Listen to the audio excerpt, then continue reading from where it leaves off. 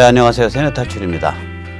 요즘 뭐 일본의 경제 보복이니 뭐니 이래가지고 지금 말이 시끄러운데 이게 내막을 좀 살펴보면 좀 심상치가 않습니다. 저도 처음엔 잘 이해를 못했었는데 지난 주말에 굉장히 중요한 발언이 아베나 자민당의 간사장 대행 입에서 나왔거든요. 이 사람들 양아치 아닙니다. 헛소리 안 합니다. 일본 사람들. 굉장히 조심스럽고 점잖죠.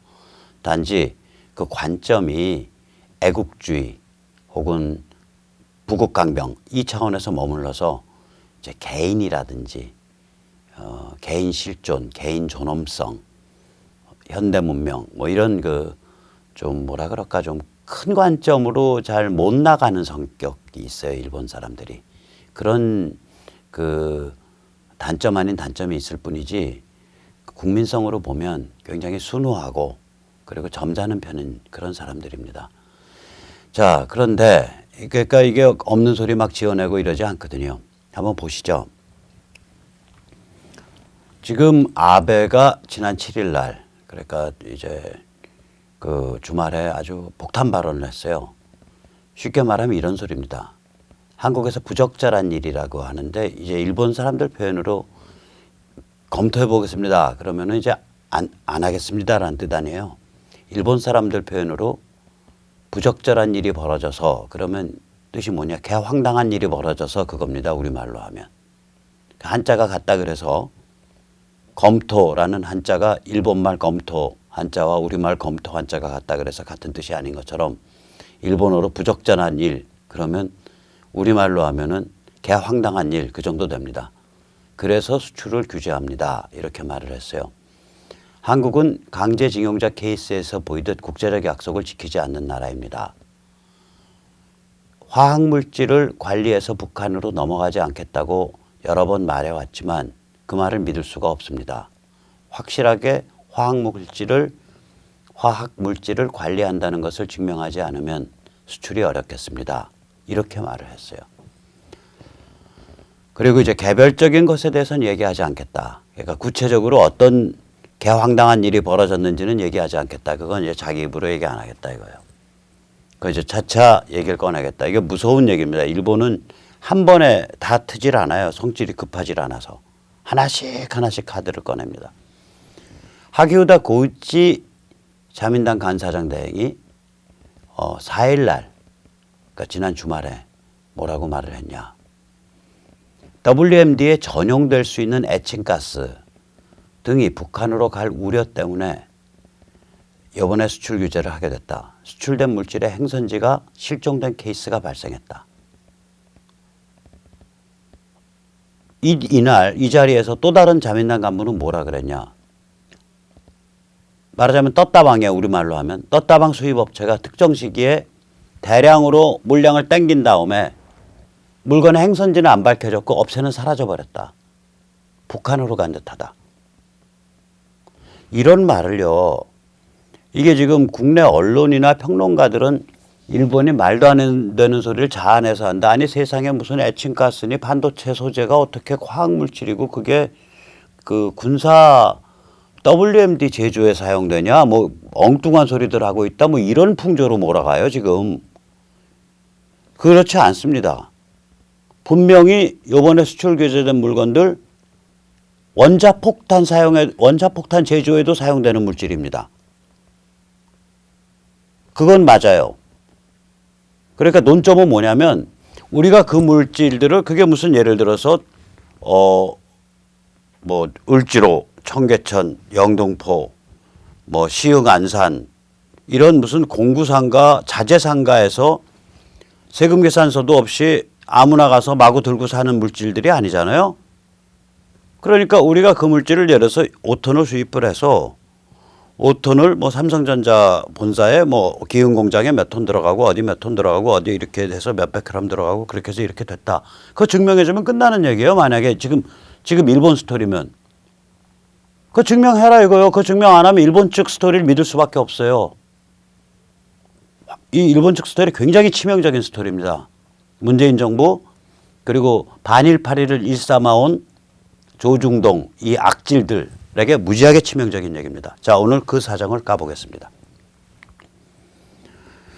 일본 언론은 지금 뭐까지 나오냐면요. 적반하장은 북한행 은폐 목적이다. 이게 제가 일본말 잘 못하는데 이 제목 보세요. 한국이 역절, 거스를 역자, 잘라낼 절자, 역절하는 것은 꼬리 자르기, 도마뱀 꼬리 자르기 하듯이 딱 잡아떼는 것은 불화수소, 그러니까 불소 화합물이에요. 불소 화합물의 횡류, 그러니까 새 나간 것을 은폐하기 위함이다. 이게 일본의 듣보잡 언론이 아니거든요. 이게 저기 니코 비디오란 말이에요. 이게 7월 8일입니다. 어저께. 이 기사에 보면 뭐라고 나오냐. 한국 언론은 반일파리에 광분한 상태에 있다. 객관적 보도 대신 일본이 한국을 부당하게 박해한다는 식으로 보도하고 있다. 문제의 세 개 품목을 한국이 제3국을 경유해서 북한에 수출했다는 정황이 있다. 이 세 개의 품목은 WMD 제조에 전용할 수 있는 품목들이다. 강제징용 대법원 판결에서 보이듯 이미 양국 간의 신뢰는 모두 깨어진 상태다. 일본의 안전보장을 위해서도 한국에 대해 제대로 대응해야 한다. 이렇게 쓰고 있어요. 전문가의 말을 빌어서. 이거 지금 심상치 않습니다. 그러니까 조중동 오늘이라도 당장 반일파리 걷어치우세요. 개망신하기 전에. 당신들이 미디어 환경을 다 장악하고 있었을 땐 당신들 불어 제끼는 대로 국민들이 개돼지로 세뇌될 수 있었습니다. 하지만 이제 우리는 유튜브와 트위터와 페이스북과 스마트폰으로 전 세계 모든 뉴스를 보고 있습니다. 당신들보다 어떨 때는 훨씬 더 정확하고 훨씬 더 빠릅니다. 예를 들어서 클린턴 진영의 그 피자 케이크 같은 사건, 그거 덮으려고 그랬거든요. 피자 케이크가 뭐냐면 그 아동 성매매를 하는 거를 뜻하는 은어예요. 그래서 거기에 뭐 이제 클린턴 진영의 핵심 그 포데스타 메일에서 튀어나온 거죠. 거기에 보면 아 당신 오늘 피자 케이크에 도미노 먹을래? 뭐 할래? 그러면 이제 무슨 얘기냐면 도미노는 예를 들어서 7, 8살 애들 데리고 사드 마저키스트 놀이하는 걸 도미노라 그런대요. 그래서 그게 피자 케이크 스캔들이거든요. 이거 뉴욕타임스, 워싱턴 포스트 다 덮으려고 그랬었어요. 가짜뉴스라 그러고. 이거를 추적해서 다 까발긴 거는 시티즌 저널리즘이었습니다. 자유시민들이었습니다. 우리 자유시민들 이번에 이거 투쟁해야 합니다. 일본말 잘하시는 분들 일본 내 상황을 계속해서 트위터랑 그 페이스북 그다음 유튜브 이런 걸로 계속 알려주세요. 저도 지금 모든 채널을 풀가동해서 일본 쪽은 뭐라고 하고 있나를 지금 계속 수집하고 있거든요. 이 악랄하고 그러니까 이 악랄하고 이상한 자들이 국민을 개돼지로 만들고 있습니다. 상황을 좀 더 살펴보겠습니다. 일본의 조치 및 주장은 이렇습니다. 지금 오늘까지의 조치는 수출을 안 하겠다가 아니거든요. 수출을 그전에는 자동으로 승인하던 걸 이제 건 바이 건으로 개별 승인하겠다는 거예요. 이 개별 승인을 하면 무슨 일이 벌어지냐. 수입하는 측이 수입한 물건을 철저히 관리하고 있다는 증명을 제출해야 수입이 됩니다. 지금 아마 이재용 회장이 일본 가서 최소한 우리 삼성이 땡겨 쓴 물건에서는 옆으로 새나간 게 없습니다. 라고 변명하고 다니고 있을 겁니다. 지금 돌아왔는지 모르겠어요. 변명했을 거예요. 그게 핵심이에요. 다시 말하자면 별다른 검토 없이 그냥 자동으로 통과되던 것들은 특혜였단 말이죠. 원하는 특혜가 아니라 일반 관리예요. 그러니까 특혜 주던 한국에 대해서 일반으로 돌린 게 어떻게 W 규정 위반이냐. 이게 일본 측 얘기예요. 맞죠? 특혜 대상국이 20개국 정도밖에 안 되는데 나머지 전 세계에 나라가 몇 개예요? 한 200여 개인데 20개국에 대해서만 특혜를 줬고 그냥 별 심사 안 하고 그냥 쭉쭉 수출하는 것을 허락을 했었고 나머지 180여 개국에 대해서는 그런 허락을 한 적이 없다고요. 한국은 20개국 이 고속 채널, 특급 채널을 타다가 이제 일반 채널로 옮겨진 거예요. 건 바이 건으로 검토하고 승인하겠다 이거예요. 이게 위험한 물건이니까. 따라서 이걸 WTO 제소하겠다는 등 자유무역의 원칙에 위반된다는 등 하는 소리는 지금 언론과 국회의원들이 아주 떼창을 하고 있는데 이거 다 개 헛소리입니다. 부당한 이유로 수출을 안 하면 그때 제소할 수는 있죠. 그러나 검토해서 너희 관리 제대로 안 했어. 그러니까 수출 못 하겠어. 이러면 그거는 꼼짝없는 거예요. 위험한 물건인데. 그래서 이 사람들의 근거는 뭐냐? 전환 이유는 이렇게 그러니까 특급 채널에서 특급 열차에서 일반 열차로 궤도를 바꾼 이유는 한국이 제대로 관리를 안 해서 그랬다는 거예요. 북한으로 유출됐기 때문에 그랬다는 거예요. 이게 차차 이제 증거 나올 겁니다, 이거. 왜냐? 모종의 정보를 갖고 있을 거예요. 만약에 문재인 정부가 떳떳하다면, 그리고 조중동이 지금처럼 반일파리에 광분을 하려면 문재인 정부와 힘을 합쳐서 한국이 예를 들어서 2019년에 몇 톤 수입했고 2018년에 몇 톤 수입했고 2017년 몇 톤 수입했는데 각각 어디에 쓰였다를 증빙을 갖추세요. 그럼 일본 바로 정상화됩니다. 왜 그거 안 하고 국민들 꼬드겨 가지고 반일 감정팔이 합니까? 아주 질이 나쁜 사람들이에요, 이거. 악질들이에요, 보면. 이 품목이요, 원폭 등 WMD 제조에도 사용됩니다. 원자폭탄 제조에도 사용돼요. 그럼 우리 깜짝 놀라잖아요. 야, 어떻게 에칭가스가 원자폭탄 제조에 사용되냐? 그게 반도체냐, 원자폭탄이? 말이 안 되는데. 제가 오늘 그 기술을 약간 소개해 드리겠습니다. 좀 골 아프더라도 이해하실 필요가 있습니다. 이제부터 약간의 지적 고문 세션에 들어가겠습니다. 자, 고문 받으실 준비 됐죠? 그럼 이제 고문 시작합니다. 원자폭탄에 사용되는 건 우라늄인데 우라늄에는 동위원소들이 많아요. 동위원소라는 거는 화학적 성격은 우라늄이에요. 그런데 질량이 달라요. 보통은 중성자의 개수가 달라서 그렇습니다. 우라늄 235가 원폭의 재료입니다. 우라늄 235의 함량이 85% 이상이 돼야 원폭급이 됩니다. 산업용은 함량이 6% 이하입니다, 보통. 이 과거에는 플루토늄 재처리를 통해서만 원폭 저거를 얻어냈었어요. 재료를. 그것만이 현실성이 있었어요. 왜냐하면 원심 분리가 너무 진하네요. 아니 얼마나 곱게 가루를 빻아야 되며 그 가루를 계속 날려서 원심 분리를 해야 되는데 말이 안 되잖아요. 이론적으로만 존재하는 기술이었지 원심 분리를 통해서 우라늄 235를 농축시킨다. 이건 좀 어렵다. 현실적으로는 어려운 일이다. 이렇게 얘기를 했다고요. 그런데 신기술의 등장으로 최근엔 원심 분리가 대세가 되고 있어요. 이 신기술은 뭐냐? 기체 상태로 원심 분리를 해버리는 거예요. 이 북한, 이란, 리비아 모두 기체 상태 원심 분리. 가스 센트리퓨지. 기체 상태 원심 분리를 통해서 원폭을 만들었습니다.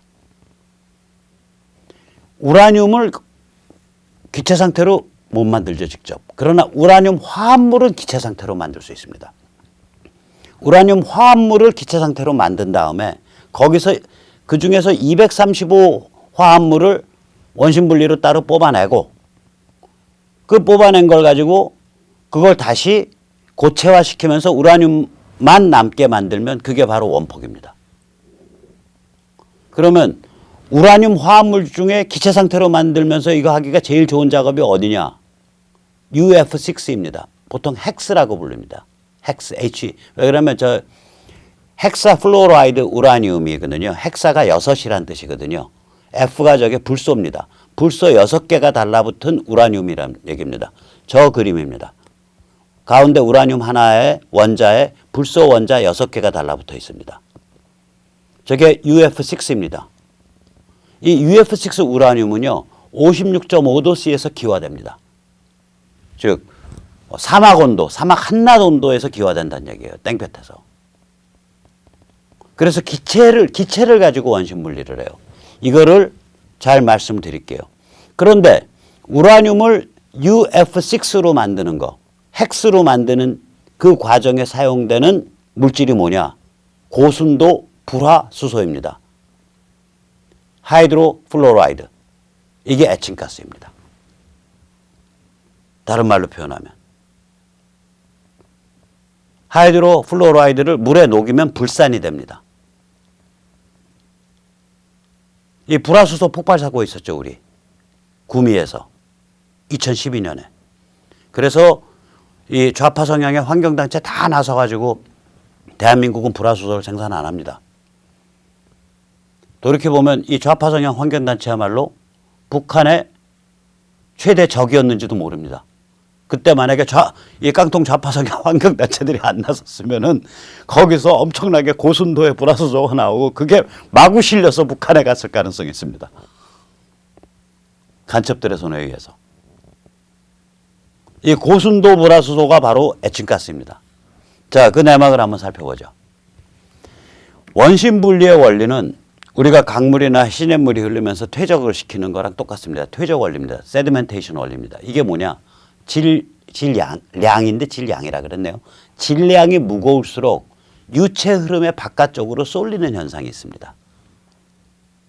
그러면 어떤 유체 속에 질량이 무거운 애와 가벼운 애를 두고 유체를 잡아 흔들어 버리면은 질량이 무거운 애가 바깥쪽으로 이 회전 운동을 하는 축의 바깥쪽으로 쏠려 버린다는 얘기죠. 우리가 우라늄 정광 상태를 보면 우라늄 235가 0.7%고요. 우라늄 238이 99.3%입니다. 235라는 건 뭐냐면 양자가 92개에 중성자가 143개입니다. 그 두 개 합쳐서 235입니다. 반면 우라늄 238은 양자가 92개에 중성자가 146개입니다. 그래서 두 숫자 합쳐서 238입니다. 다시 말하자면 235와 238 사이에는 질량 3유닛 차이가 납니다. 이때 유닛은 양자 혹은 중성자 하나의 무게입니다. 굉장히 작은 차이가 나는 거예요. 그러면 뭐냐? 야, 이 무게 차이를 가지고 235와 238을 분리할 수 있네. 그럼 235만 따로 모아내면 되네. 0.7%짜리를 점점 더 분리해내서 순도 85%짜리로 만들 수 있네. 이 생각이 되는 거죠. 그래서 이거 어떻게 하는 거냐. 235, 238이 무더기로 섞여 있거든요. 우라늄 정광에서. 이걸 전부 불소랑 결합시켜가지고 헥스로 만드는 거예요. 6불화 우라늄. 불소 6개, 불소 원자 6개가 달라붙어 있는 우라늄 원자. 우라늄 원자 하나에 불소 원자 6개가 달라붙어 있는 거. 그걸 만들어요. 그 다음엔 이 6불화 우라늄, UF6는 기체로 쉽게 만들잖아요. 아까 보셨잖아요. 60도 정도 이르르면 바로 기체화 되거든요. 기체 상태가 돼요. 그럼 그 기체 상태에서는 U235F6도 있을 거고 같은 헥스지만 우라늄 235를 중앙에 둔 UF6도 있고 같은 UF6지만 우라늄 238을 중앙에 둔 UF6도 있을 거 아니에요. 그럼 두 개가 약간의 질량 차이가 있잖아요. 같은 기체 분자들이에요. 이걸 가지고 잡아 돌려버리는 거예요. 이걸 가지고 잡아 돌리면 같은 기체 분자지만 우리가 LPG가 일반 대기보다 무겁잖아요. 그래서 LPG가 위험한 게 바닥으로 깔려버리잖아요. LPG가 위험한 게 바닥으로 깔린다고요. 아마 제 기억에 맞으면 LNG는 좀 뜰 겁니다. LPG가 위험하다고요. 바닥으로 깔린다고요. 기체도 이 비중 차이에서 이게 있거든요. 그러니까 같은 기체지만 그 안에 기체 분자가 우라늄 235에 기반한 기체 분자는 좀 가볍고 우라늄 238에 기반한 기체 분자는 좀 무거우니까 둘 사이가 분리가 일어난다고요. 그래서 우라늄 235에 기반한 UF6를 따로 뽑아가지고 여기서 불소를 떼어내면서 고체화시키면 이게 바로 원폭입니다. 여기에 기폭장치 붙이면. 그러니까 이게 전부 불소 게임이에요. 이게 불소 게임. 이 과정을 그래서 결국은 고순도 불소 화합물이 뭐냐 이거예요. 그럼 에칭가스다 이거예요. 그것도 일본제 세계에서 제일 알아주는 거. 이게 이렇게 무서운 사건이에요. 이게 한번 다시 보시죠. 프로세스를. 우라늄을 채광을 하죠. 채광을 해서 이제 정련을 합니다. 보통은 이제 리칭 같은 걸 쓰는데, 리칭이라는 건 이제 흙을 잔뜩 그 가루로 된 거를 잔뜩 쌓아놓고서 거기다가 화학 액물질을 부어버려요. 그러면 그 화학 물질이 우라늄이랑 결합해서 아래로 쭈쭈쭈쭈쭈쭈쭈 샘물 떨어지듯이 녹물 떨어지듯이 떨어진다고요. 그 용해 물질을 모아가지고 그거에서 다시 거기에 용해되어 있는 우라늄 그 화합물을 뽑아내면 그게 바로 우라늄 파우더입니다. 저걸 옐로우 케이크라고 합니다. 노란색입니다. 저렇게. 노란 리본 좋아하지 마세요. 무시무시한 겁니다. 노란색. 우라늄 파우더가 됩니다. 정련을 하면.